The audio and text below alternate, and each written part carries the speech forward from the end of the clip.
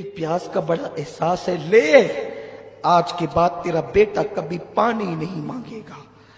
جیسے ہی حلق اصغر پہ تیر چلا، اصغر کا حلق چیرتا ہوا وہ تیر میرے امام کے بازو میں پیوست ہو گیا۔ مولا حسین نے دیکھا، بچے پہ نظر کی، وہ معصوم تسلیوں والا بچہ، وہ 6 مہینے کا کمزور سا بچہ باپ کی گود میں جھرجھری لینے لگا۔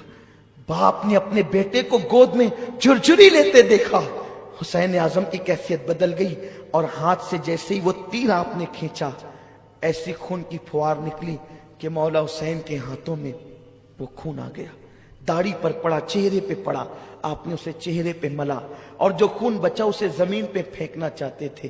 آواز آئی، حسین زمین پہ نہ پھینک، قیامت تک کے دانہ نہیں اگے گا۔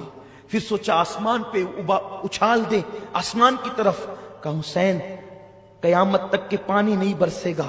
مولا حسین نے وہ خون اپنے چہرے پہ مل لیا اور کہا اللہ قیامت کے دن حسین جب اصغر کے خون کا مدعی بن کر کے آئے گا تو تیری بارگاہ میں اسی حالت میں آئے گا۔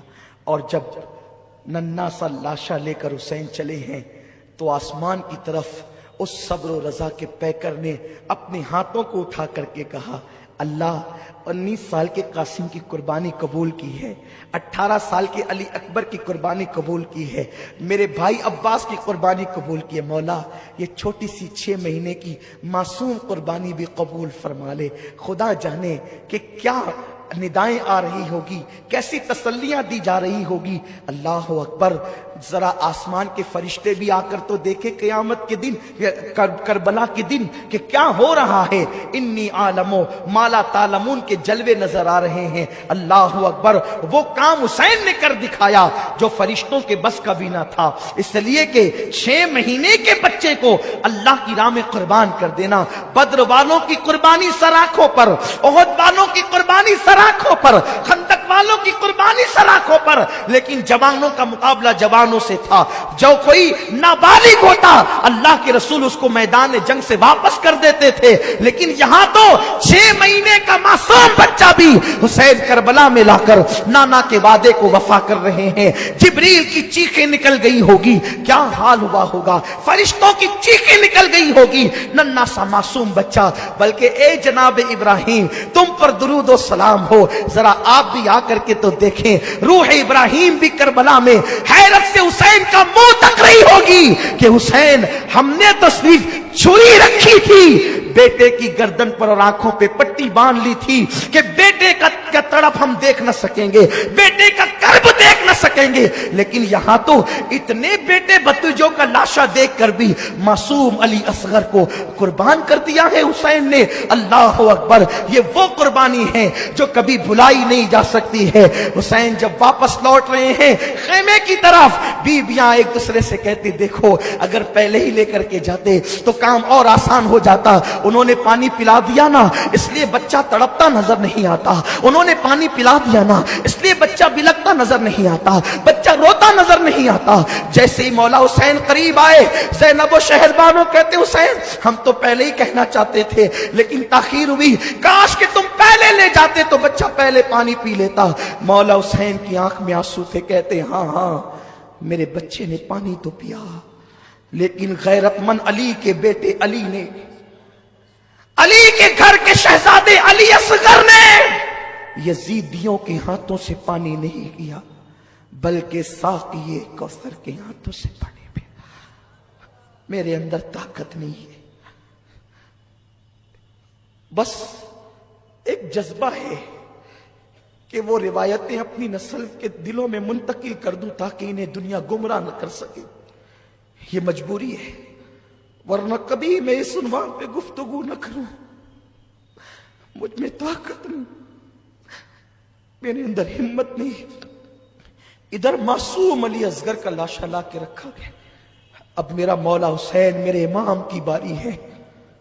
دل کے کانوں سے سنو، دل میں مرادیں لے لو، ایمان کی حفاظت کے لیے دعا کرو، مولا حسین کی خیرات لینے کے لیے دعا کرو۔ اب وہ وقت آ گیا ہے کہ جب ایک مصنف کا قلم بھی جواب دے جاتا ہے، ایک مقرر کی زبان بھی جواب دے جاتی ہے۔ مولا حسین کی باری ہے کربلا میں جانے کی۔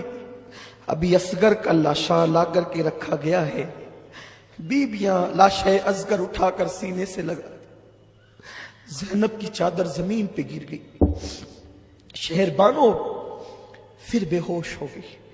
مولا حسین کیا کرے؟ ایسے میں خیمے کے پیچھے کی طرف سے ٹاپوں کی آواز آنے لگی۔ مولا حسین نے گھبرا کے دیکھا، پیچھے سے ٹاپوں کی آواز، دشمن تو ادھر ہے۔ جب ٹاپوں کی آواز آنے لگی تو آپ اس طرف متوجہ ہوئے تو دھول اڑ رہی تھی۔ دھول چھٹی تو دیکھا کہ کوئی ایک نیک آدمی گھوڑا دوڑا کے آ رہا ہے، گھوڑا پسینے پسینے ہے، اور اس کے بعد وہ وہاں کھڑا ہو گیا، تھر تھر کانپتا تھا مولا حسین کا وجود دیکھ کر۔ مولا حسین کو اس نے سلام کیا، پیر چومے، ہاتھ چومے، کہا آپ حسین ابن علی ہیں؟ ہاں، کیا بات ہے؟ اس سال میں حج کو گیا تھا،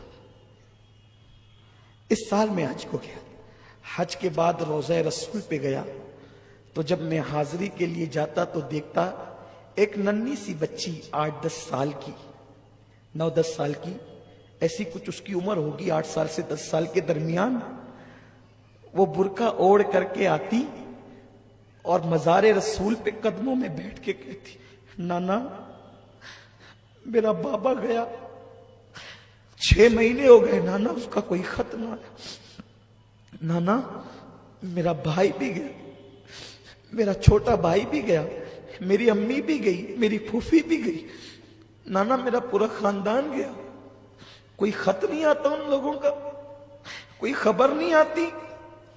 مجھے پہلے تو کہا تھا کہ ہم مکہ جا رہے ہیں، تمہاری طبیعت اچھی ہوگی تو علی اکبر کو بھیج کے بلا لیں گے، لیکن سنا ہے کہ وہ مکے سے کوفہ چلے گئے، کیوں وہ خط نہیں لکھتے مجھے؟ نانا آپ بھی کچھ کیجئے نا۔ وہ بچی روزانہ قدموں میں بیٹھ کر روتی، اس کے رونے نے مجھ سے کہا یہ کوئی رسول کے گھر کی بیٹی ہے، تبھی تو نانا کہتی ہے رسول کو۔ میں گیا، کہا بی بی کون ہو تم؟ کہا میرا نام سغرا فاطمہ بنت حسین ہے، میں حسین کی بیٹی ہوں۔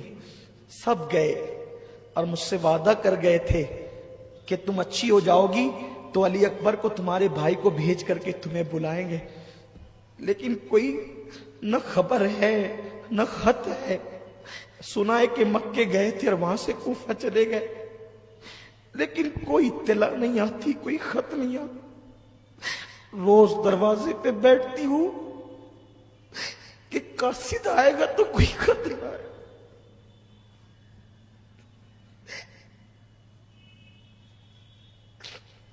ہر ایک کا خط آتا ہے، میرا کوئی خط نہیں آتا۔ تو اپنے نانا کو منانے آتی ہوں کہ نانا آپ ان سے کچھ کہیں نا کہ وہ کوئی خیر خبر تو بھیجے، وہ کوئی اطلاع تو دے۔ ٹھیک ہے، وہ اطلاع نہیں دیتے نا، وہ اتنا گم ہو گئے، اتنا مجھے بھول گئے، شاید ان لوگوں کو کوئی ہم سے اچھے لوگ مل گئے ہوں، وہ ہمیں بھول گئے۔ ایک کام کرو، وہ میرا خط نہیں مجھے نہیں بھیجتے نا، میں انہیں خط بھیجنا چاہتی ہوں، کوئی ہے کوفہ جانے والا؟ میں نے کہا میں کوفہ میں ہی رہتا ہوں بی بی، اور تمہارے دادا علی کا میں محب ہوں، اور میں حج کے لیے آیا تھا، میں جانے والا ہوں۔ تو اس نے خط لا کر کے دیا اور کہا میرا خط لے جائے گا نا، میرے بابا کو دے گا نا، تو میں تجھے کچھ تحفے دوں گی، لیکن میرا خط لے جا کر کے پہنچانا۔ اچھا ٹھیک ہے۔ کچھ برتن لائی، پرانے برتن تھے، ایک کپڑے کی گٹھری لائی، کہا جب میرا بھیا علی اصغر گیا تھا نا تو اس وقت میرے پاس انتظام نہیں تھا کہ میں نئے کپڑے بھیا کو دے سکوں، دیکھو میں نے کتنے کپڑے خرید کے رکھے ہیں میرے بھائی کے لیے، یہ میرے بھائی کو دینا اور کہنا یہ علی اصغر کو پنانا، اور یہ برتن میری دادی فاطمہ کے برتن ہیں، یہ تمہیں تحفے میں خط پہنچانے کا انعام ہے، یہ کچھ روپیے ہیں، یہ بھی میرا خط پہنچانے کا انعام، لیکن میرے بابا تک پہنچانا اور انہیں سلام کہنا، اور کہنا بہت شکایت ہے تم لوگوں سے، سغرا کو تم نے خط نہیں لکھا، مجھے بھول گئے، وعدہ کیا تھا لے آئیں گے، لینے کسی کو نہیں بھیجا، لیکن سغرا کو کیا خبر تھی اس معصوم بچی کو کہ نکلے ہیں اور امتحان میں گرفتار ہوئے ہیں، خود کی خبر سے بے خبر ہیں، بیٹی کی کیا خبر لیتے۔ ہائے ہائے، میں نے کہا اے بی بی، میں تمہارا غلام، تمہارے خاندان کا غلام، یہ برتن رکھو، یہ پیسے رکھو، میں علی اصغر کے جو تمہارا بھیا ہے اس کے کپڑے لے جاتا ہوں، خط دو۔ اور کہتے ہیں اس کے بعد کہ یہ میں کوفہ کی طرف جا رہا تھا، لیکن اچانک میرے گھوڑے کو کوئی اس طرف موڑتا تھا، میں اپنے گھوڑے کو ادھر لے جاتا تو غیبی طاقت ادھر، پھر ادھر لے جاتا تو غیبی طاقت ادھر۔ آخر میں نے سوچا کہ کیا بات ہے، تو مجھے دور سے فوج نظر آئی، تو میں نے سوچا یہ فوج شاید مجھے نقصان پہنچائے گی تو جنگل کے راستے چلو، لیکن جیسے ہی میں اس طرف آیا تو مجھے خیمہ نظر آیا، اور پھر یہ سارا واقعہ۔ سغرا کا خط مولا حسین نے ہاتھ میں لیا اور اس اجنبی مسافر نے کہا یہ گٹھری ہے، اس میں علی اصغر کے کپڑے ہیں، جو زخم ابھی بھرا بھی نہیں تھا وہ پھر سے ہرا ہو گیا۔ گٹھری لائے، خط لائے، بیبیوں نے پوچھا کیا ہے، وہ مسافر واپس ہو گیا۔ کیا ہے؟